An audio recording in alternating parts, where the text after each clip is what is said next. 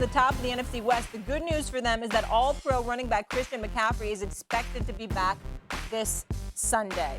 You're taking it, J-Mac. Is this a must-win for the Niners? I'm going to say no, and because of what you just talked about.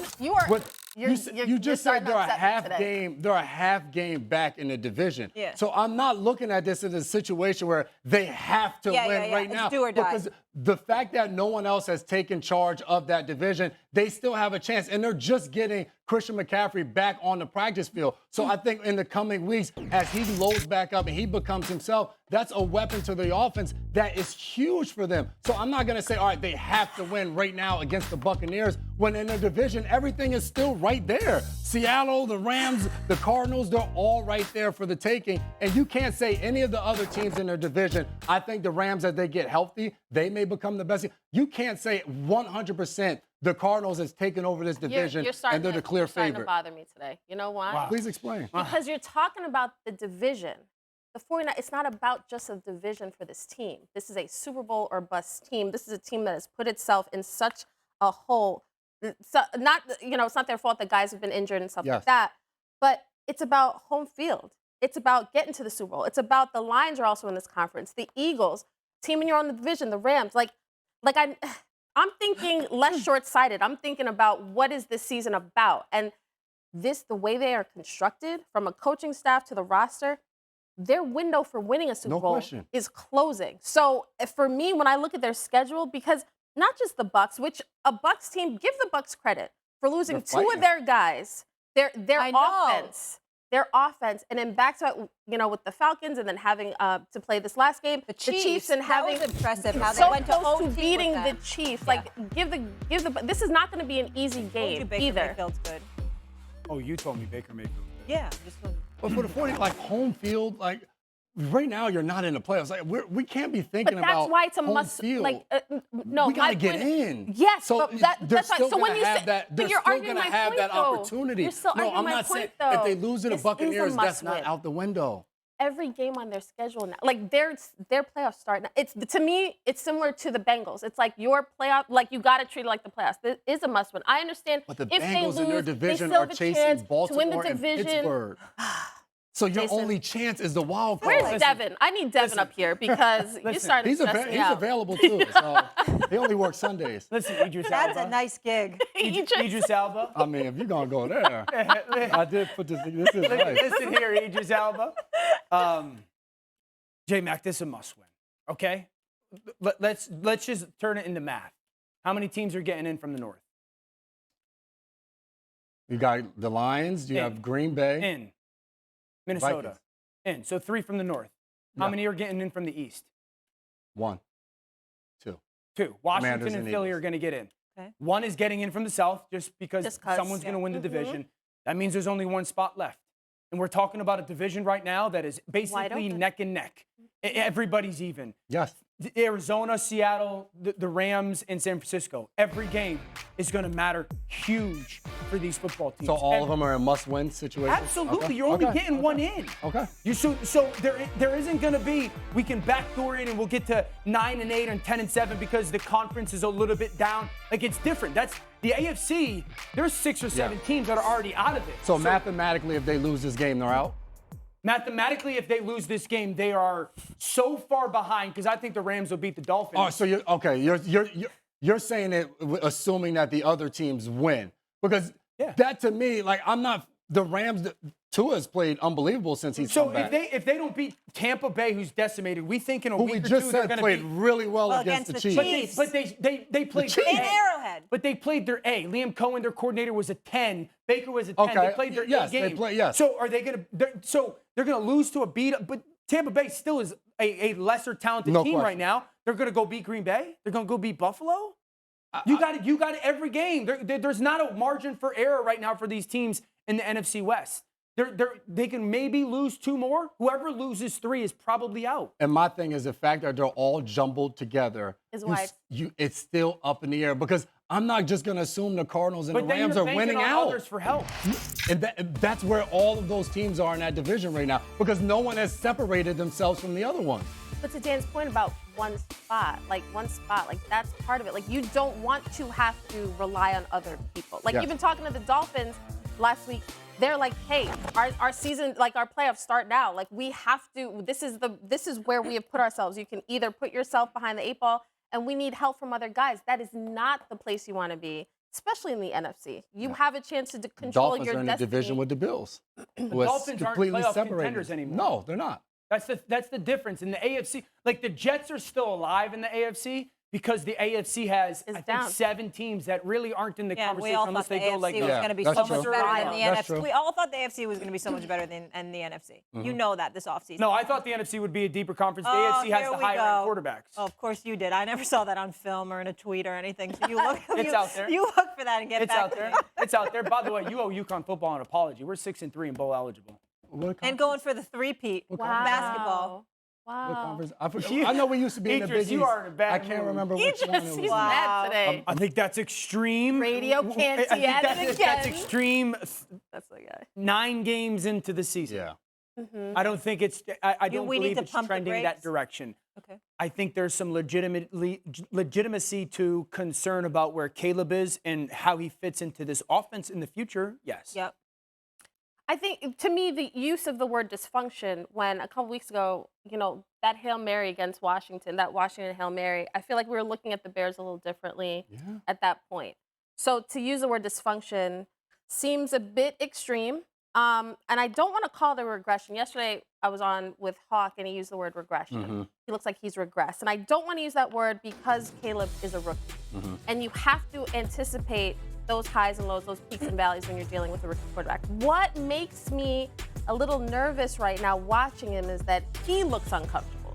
He looks a little rushed. And the pre-draft process and talking to scouts and GMs and execs about him, the question was, all right, we know he can scramble around. We know he can do all that stuff. We know he can do the Superman stuff. We just want to see him do the basic, easy, live to fight for another down type of plays. And I don't know if it's a lack of trust in the protection and then he gets a little jittery, or if his natural inclination is just to take off and then everything sort of is compounded there. So no, it's not dysfunction, but to Chris's point, the fear is that they are setting him up to fail. That is always going to be, that's the backdrop. It's not just about Caleb. It's the context. You've got to look at it with the full context of multiple quarterbacks who have not been developed properly by this organization. And that's why fans are worried. What would you put it on? Because back in the day, it was you gave a guy 3 years. Like Peyton Manning wasn't good his first year. You still should. Yeah. You should. But That's a bigger issue. We do not develop quarterbacks. The way we don't have the patience because a lot of owners don't have the patience with the GMs who don't have the patience with and the they want the coaches. rookie contract. You gotta take and that's how advantage. you have to capitalize on it. And you have It's not guys like working. C.J. Stroud and Jaden Daniels, Who but then skew the conversely, right. you have the but Anthony they're Richardsons, the Bryce outliers. Youngs. Yes, Canty's comments to me, where the point he's making is, you look at Caleb Williams this year, and we talked about offensively what they could be doing from a coaching standpoint and scheme standpoint. Right now, you mentioned the Hail Mary. This past week, they gave up a 60-yard touchdown right before the end of the half. Situational. 12 seconds on the clock. 12 seconds ago, situational. Those things fall on the head coach. So for Caleb Williams, his rookie year goes however it does.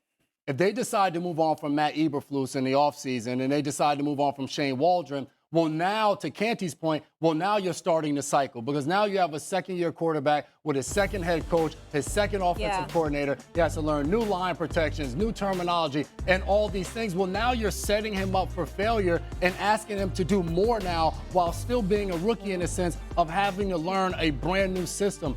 When you watch Caleb right now, it just looks so hard for the offense to do anything. There are no layups and no easy plays. Right. It looks like he's trying to figure out the answers to the questions mid-play every time. And you look at other rookie quarterbacks, Dan mentioned this, those guys look like they're having more success based off simply scheme at times and being able to run the football. So the overall, one of the problems when it comes to the young quarterbacks and their development or not development is years ago, before the CBA got signed, when you were an early drafted quarterback, Sam Bradford. it was $80, $90 million dumped into you. Yep. Yeah. So naturally, you had more patience because there was such a financial commitment. Sam Bradford or Stafford were like one of the last Stafford ones was to get 09. it. That was my year, yep. Okay, so then it changed, and now the first-round quarterback, and I'm not minimizing, it's still a ton lot of of money, money. but it's not different. as much in the cap. And so teams are like, oh, it's $40 million, we'll move on from him instead of $90 million type of thing. So that's one of the problems.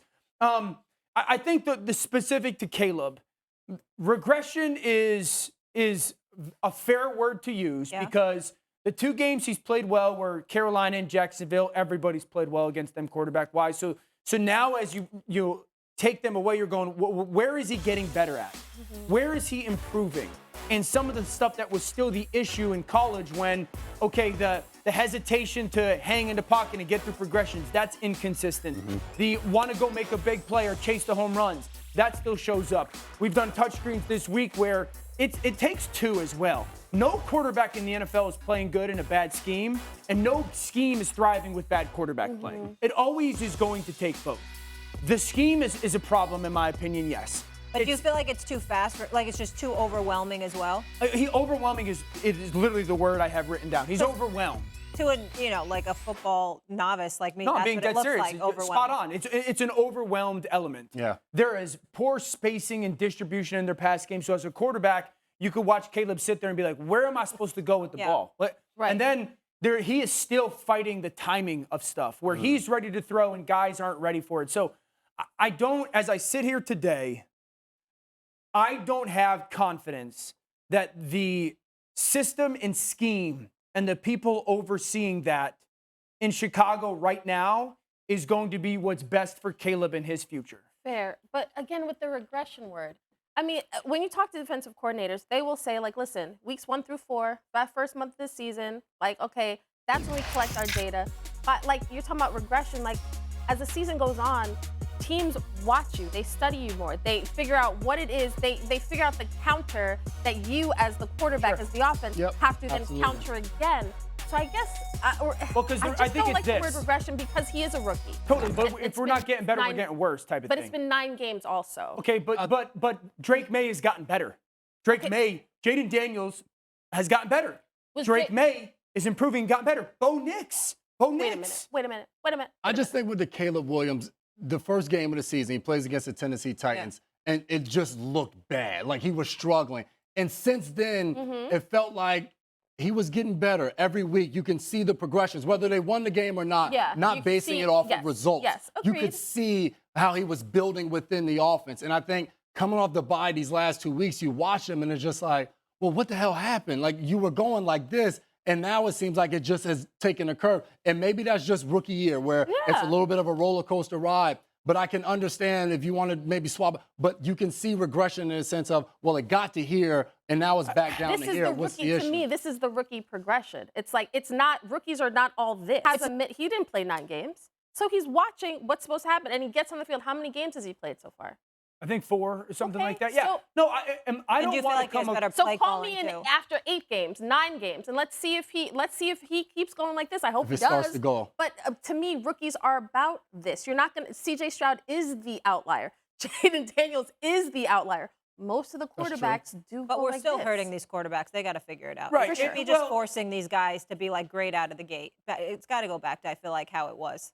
I would hope it to. I would love for that to be the case. Where you have a few years to develop behind someone. I think it has to go back to Little League football and high school football because if you pay attention to that, but that's a whole nother conversation.